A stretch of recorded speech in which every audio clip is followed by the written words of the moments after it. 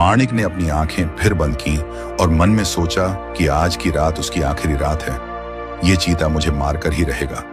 वो अपनी आखिरी सांसें गिनते हुए आंखें बंद करके बैठ गई। वो चीता शांति से आगे आया और माणिक के पास आकर बैठ गया। चीते को अपने पास बैठा हुआ महसूस करके माणिक दादी ने आंखें खोलकर देखा तो वो चीता किसी बच्चे की तरह उसे देख रहा था। चीते की आंखों में कोई खौफ नहीं था। वो प्यार भरी नजरों से माणिक दादी को देख रहा था, मानो वो कुछ कहने की कोशिश कर रहा हो। उसका ये बर्ताव देखकर माणिक दादी इतना तो समझ गई थी कि उसे अब उस चीते से कोई खतरा नहीं है।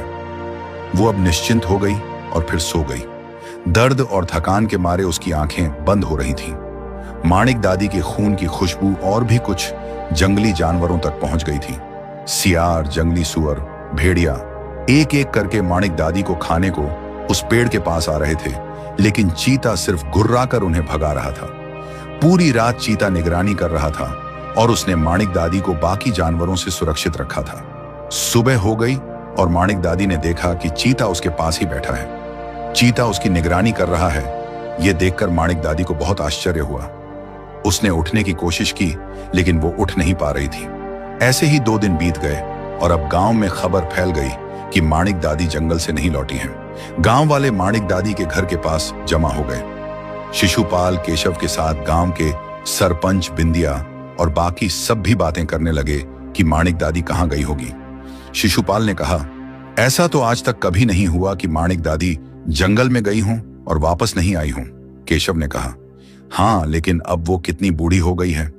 मुझे तो डर लग रहा है कि कहीं किसी जंगली जानवर ने उन पर हमला ना कर दिया हो। केशव की बात सुनकर सरपंच जी सोच में पड़ गए और कहा, कुछ सालों पहले माणिक दादी के पति भी ऐसे ही गायब हो गए थे। एक दिन वो जंगल में जड़ी बूटी लेने के लिए गए थे और वापस ही नहीं आए। उनकी तो लाश भी नहीं मिली थी। ये सुनकर सब सन्न रह गए। अगर माणिक दादी के साथ ऐसा कुछ हुआ होगा तो ये सोचकर सबका दिल बैठने लगा। सबसे ज्यादा चिंता तो बिंदिया को होने लगी। माणिक दादी के बारे में सोचकर उसके माथे पर पसीने की बूंदें आ गईं। उसे लग रहा था कि उसके लिए कोई खास जड़ी बूटी लेने के लिए माणिक दादी गई थी। अगर वो ये बात सबको बताती तो उसकी सास और पति उसे ही दोष देते, इसलिए वो चुप रही। लेकिन मन ही मन उसे माणिक दादी की बहुत चिंता हो रही थी और वो प्रार्थना कर रही थी कि माणिक दादी ठीक हो। थोड़ी देर सोचकर सरपंच जी ने कहा कि हम कुछ मर्द जंगल में जाकर देखते हैं। ये सुनकर एक गांव वाले ने कहा कि क्या हमारा जंगल में जाना सही रहेगा।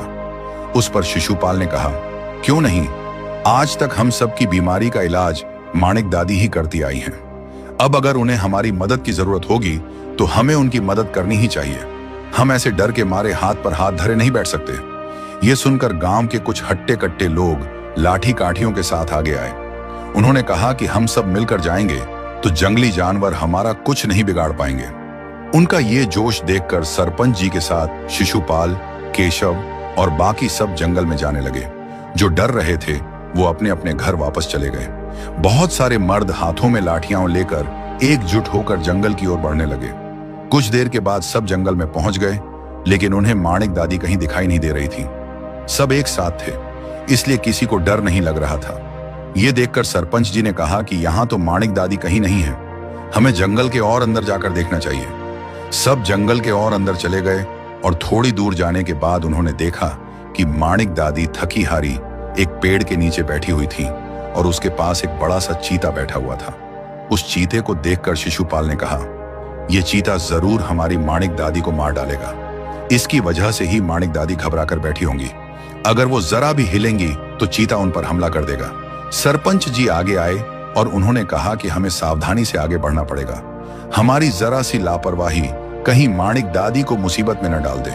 केशव ने सरपंच जी की बात को दोहराते हुए कहा, हाँ, आप ठीक कह रहे हैं। हमें इस चीते को पहले दूर भगाना पड़ेगा, लेकिन एक बात समझ नहीं आ रही कि यह चीता माणिक दादी के पास इतनी शांति से कैसे बैठा है। वो सब बाद में सोचेंगे, पहले माणिक दादी को उस चीते से दूर करना पड़ेगा। ऐसा कहकर सरपंच जी धीरे धीरे आगे आने लगे। उनके पीछे सब आ रहे थे। सबने अपने हाथों में लाठियां कसकर पकड़ रखी थी। सब आगे आने लगे और उन्हें देखकर चीता गुर्राने लगा। उसके गुर्राने की आवाज सुनकर माणिक दादी ने अपनी आंखें खोली और गांव वालों को चीते को मारने के लिए आता हुआ देखकर कहा, नहीं, इस पर हमला करने का विचार भी मत करो। ये मुझे मारने नहीं, मुझे बचाने आया है। माणिक दादी की ये बात सुनकर सब जहां थे वहीं रुक गए। शिशुपाल ने कहा, माणिक दादी, तुम ये क्या कह रही हो? एक चीता और तुम्हें बचाने आया है, ऐसा कैसे हो सकता है? और तुम ऐसे इस पेड़ के नीचे क्यों बैठी हो? शिशुपाल के सवाल में माणिक दादी के लिए उसकी चिंता साफ झलक रही थी। सब गांव वाले अपनी चिंता में उसे ढूंढने आए हैं, यह जानकर माणिक दादी को अच्छा लगा। माणिक दादी ने बताया कि कैसे वो फिसलकर एक गड्ढे में जाकर गिर गई थी। सबने देखा कि माणिक दादी का पैर टूटा हुआ है। सरपंच जी ने पूछा, लेकिन ये चीता ये तुम्हारे पास बैठकर क्या कर रहा है? तब माणिक दादी ने इतने दर्द में भी मुस्कुराते हुए कहा, इस चीते को ध्यान से देखो, इस चीते के माथे पर एक खास निशान है। सबने देखा तो चीते के माथे पर ठीक बीच में एक काले रंग का निशान था, जो किसी पुराने घाव के निशान जैसा लग रहा था। निशान देखकर केशव ने पूछा, इस निशान में ऐसा खास क्या है माणिक दादी, और तुम्हें इस चीते से डर नहीं लग रहा है? केशव के इस सवाल का जवाब देते हुए माणिक दादी कहने लगी कि एक बार इंसान उस पर किए हुए एहसानों को भूल सकता है, लेकिन जानवर कभी नहीं भूलता है। ये चीता भी उस पर किए हुए एहसानों को नहीं भूला है। माणिक दादी की ये बात सुनकर सब और उलझ गए। माणिक दादी ने अब विस्तार से बताना शुरू किया। कुछ सालों पहले माणिक दादी अपने पति के साथ जंगल में गई हुई थी। तब उन दोनों ने देखा कि लोहे के एक जाल में चीते का एक छोटा सा बच्चा फंसा हुआ है। दोनों भागकर उसके पास गए। दादी के पति ने कहा कि किसी शिकारी ने जाल बिछाया होगा। आजकल चीतों को भी शिकारी पकड़कर दूर के शहरों में जाकर बेचते हैं। पैसों के लालच में किसी शिकारी ने इस छोटे बच्चे को अपने परिवार से दूर कर दिया है। फिर दोनों ने मिलकर बहुत मेहनत से उस जाल को तोड़ा और उस छोटे चीते को उस जाल से बाहर निकाला। उस चीते के माथे पर चोट आई थी, जिस पर माणिक ने जड़ी बूटी लगाई।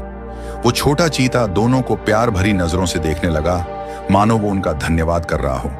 तभी वहां शिकारी आ गया और चीता भाग गया। शिकारी ने माणिक के पति से झगड़ा किया और कहा कि उसकी वजह से बहुत नुकसान हुआ है, वो माणिक के पति को नहीं छोड़ेगा।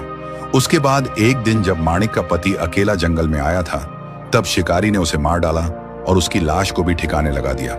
ये सब माणिक को उस समय पता चला जब वो अपने पति को ढूंढने आई थी, लेकिन गांव वालों के मन में कोई डर न बैठ जाए, इसलिए उन्होंने किसी को कुछ नहीं बताया था। ये वही चीता है जो बरसों पहले हमें मिला था। 2 दिनों पहले जब मैं यहाँ अकेली बैठी हुई थी, तब कई जंगली जानवर मेरे आसपास आ रहे थे। तब इस चीते ने ही उनसे मेरा रक्षण किया है। आज इस चीते ने कई सालों पहले की बात को याद रखते हुए अपने एहसानों को चुकाया है। ये सब सुनकर गांव वाले पीछे हो गए। चीता समझ गया कि वो सब उसे मारने नहीं आए हैं और अब माणिक दादी भी सुरक्षित हैं। चीता धीरे से उठा और एक बार फिर से उसने माणिक दादी की तरफ उन्हीं नजरों से देखा जैसे उसने पहले देखा था। माणिक दादी की तरफ देखकर उसने अपनी गर्दन झुकाई और झट से एक छलांग मारकर दूर झाड़ियों के पीछे चला गया। गांव वालों ने मिलकर माणिक दादी को सहारा दिया और उसे लेकर गांव में आ गए। कुछ दिनों के इलाज के बाद माणिक दादी ठीक हो गई, लेकिन एक चीते ने उस पर किए हुए एहसानों का बदला इतने सालों के बाद चुकाया। इस बात की चर्चा गांव में सालों तक होती रही।